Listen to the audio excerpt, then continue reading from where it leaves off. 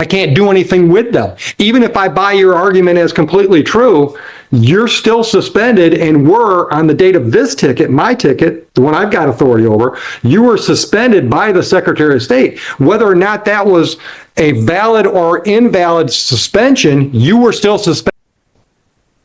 So we've got 2 DWS files, correct?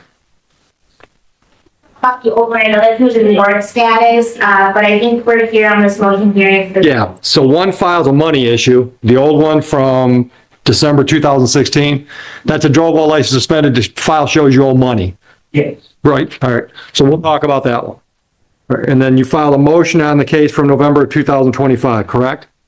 All right, give me a minute to look at the paperwork.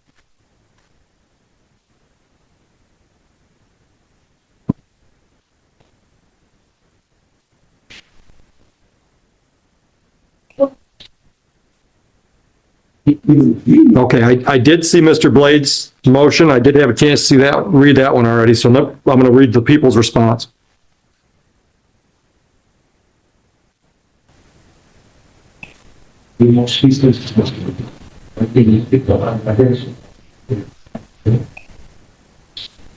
Okay, I've had a chance to review. So anything you want to add to your written brief?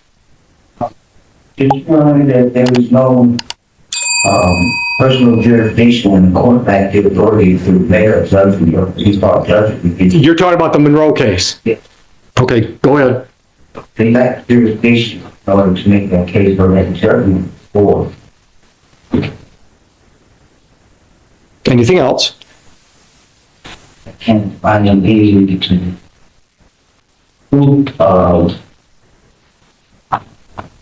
service and collective. I saw people service from the president. Just to be clear for the record, we're still talking about the Monroe case? Yes. Okay, go ahead. Right. To ask for proof of service that were unable to provide it. Right. They told me that it was for the sheriff.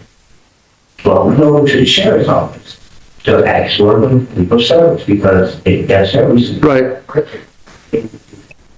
Because I never received a notice to appear in court, so I had no idea that we were charged for it again. Okay.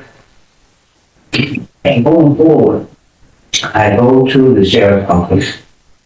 I ask for a proof of service from the sheriff's secretary. Third, I'm not sure if that the order petition or if she's at line of test. But she noticed that the ticket had the officer's name, which happened to be down currently the tenant. He come out and spoke to me. He said, I don't remember this ticket. I don't even believe I was, I don't even believe I was on that shit at this time. A few things that he mentioned to me. So I wasn't prepared for this. I was studying everything supposed to be correct. When he spoke to me, I took what he said and I said, okay, maybe I can get him to fill out an affidavit. Right. The things that I'm not asking him for anything in my favor, just what you recall, all I want. He didn't respond in time. He mentioned that he would have no problem speaking to the court here for the last case. But I didn't receive that response in time to go to the court. But he went into my motion. The officer said he believes that I did have insurance, but I was a pretty sure force. I didn't know the case of the court to be there. It's pretty charged. Okay. Anything else? Anything to add to your written response that I just read? No, yeah, the court is well aware that this court doesn't have any jurisdiction over a no proof of insurance citation that was issued by Monroe County Sheriff's Department in 2005. All right. Mr. Blade, I've got a question for you. Do you know whether or not the Michigan Secretary of State listed you as a valid driver on November 29, 2025? No, I have no idea. Okay. So if I told you the Secretary of State record showed you were suspended on the day that Officer Hayden stopped you, you would have no reason to take issue with that fact? If I told you that your driving record listed you as a suspended driver on November 29, 2025, you have no argument one way or the other whether or not that's the case. One more time. No, that's all right. I don't want an answer if you don't understand the question. If I told you your Secretary of State driving record showed you as a suspended driver on November 25th of 25, would you have any reason to deny that as factually correct? Okay. All right. So I'm going to deny your motion for two reasons. Number one, his actions are based on what the Secretary. This is the moment the judge draws a clean legal line. Even if Monroe County made a mistake, even if the suspension shouldn't have happened, you were still listed as suspended on the day of the stop. And that's what matters in this courtroom. The state says, not what the Monroe County Sheriff's Office says. B, I don't have the authority to do what you're asking me to do, because if I understand the situation, your Monroe case has been completely adjudicated in Monroe. They've left that on your record. I don't have the authority to change that record. That's not what my motion is asking, but I'm only asking you to recognize the jurisdiction.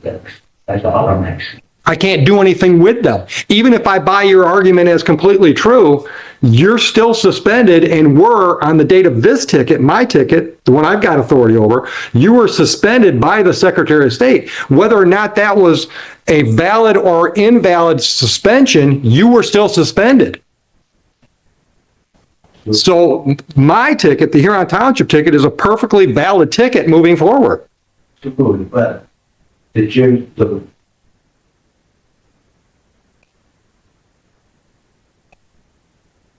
Gather your thoughts. I'm not in any hurry. These kids want a show.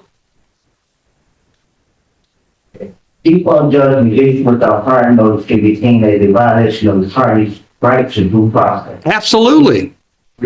Absolutely. But not by me. I can't override the Monroe Court. Now, I can take all this into consideration when I sentence you on this file, but I can't set aside what happened in Monroe. Okay. Okay. Are you just seeking to mitigate your damages here? Are you just seeking to mitigate your damages in this court based on what happened in Monroe? Monroe is the reason I'm here. So Absolutely. we can't separate the two because it's the Monroe charge that got me. I was driving without. Right. They got my license. Right. I understand that. I did insurance, which I absolutely did. You like to see that? No. I'll for today's argument, I'll take your word for it. I did actually have insurance, Right. but I didn't have an opportunity to defend, to show the court that I had insurance. So going to jail and then to prison right behind us, when I come home, I'm trying to get my life together. Okay, well, first of all, I can't speak from personal knowledge of Monroe, but every court I know of on a civil infraction, they don't send a notice out on a civil infraction. The ticket is your notice that you've got a problem you got to deal with. But I didn't receive it. I went to jail that night. So they never handed you a ticket? No. Okay, well, then you got a problem, but I can't fix it. I don't have the authority to fix it. The defendant argues he never received the ticket and never had a chance to defend himself. But the judge explains the hard truth. This court cannot override another court's decision. Jurisdiction has limits, even for judges. We have a trial on today's DWLS case.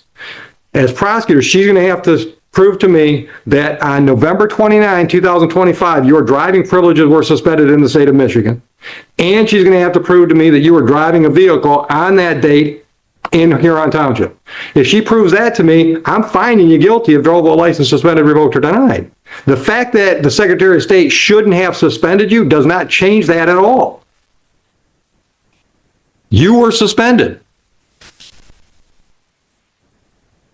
Whether or not Monroe screwed up or they didn't screw up, you were suspended. So I'm denying your motion. Okay? I'm assuming we can have some pretrial conversation. And you're, Okay.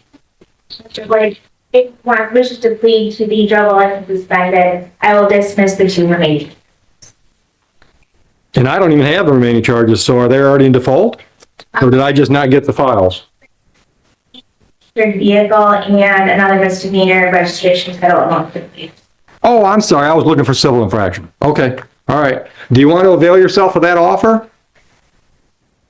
He will dismiss 2 misdemeanors if you plead to the drug while license suspended. So the misdemeanor unregistered vehicle and the plate or registration violation misdemeanor, right, those 2? After denying the motion, the court pivots to something practical, a plea deal.